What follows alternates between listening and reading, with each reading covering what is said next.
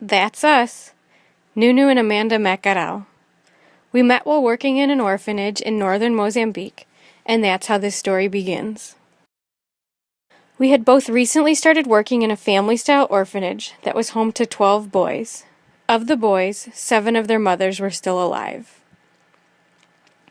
The longer we worked at the orphanage, the more we got to know the boys' families, and the more we realized that these women and children were really struggling to survive.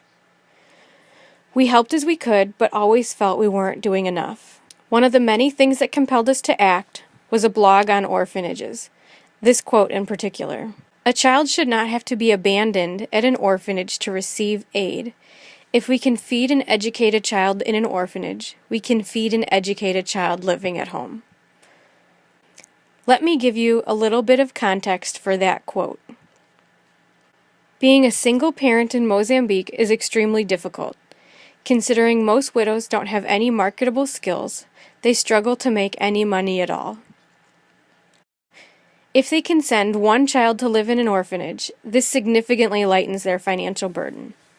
It is widely believed that sending your child to live in an orphanage is a way of giving them a better life, as they will have access to better food, clothing, and education. But what about the rest of the family who is still scraping by at home?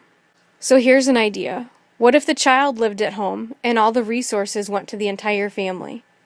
Teaching the mother marketable skills so she could learn to provide for them on her own. This is the idea behind the Widow's Mite. As we work to enhance the lives of widows and children, it is our goal for these families to become self-sufficient while all living under one roof. Let me introduce you to Sifa, who we first met a few years ago through her son Juma, who was living in the orphanage. As a widowed mother of 5, it was Sifa's hope that by sending Juma to the orphanage, he would receive better medical care and nutrition. In 2014, we taught Sifa how to make a trivet out of newspaper. The process took a whole lot longer than we had expected, and eventually we realized it was because she was afraid to fail. She had decided she would rather not try than deal with the humiliation that she associates with failure. We had to encourage her and help her see that she couldn't fail us, and so the day before I traveled to the States, she completed her first 3 trivets.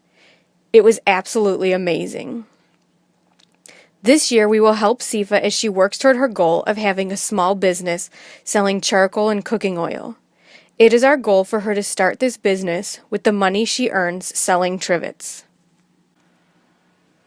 Sifa is the first of many that we want to help.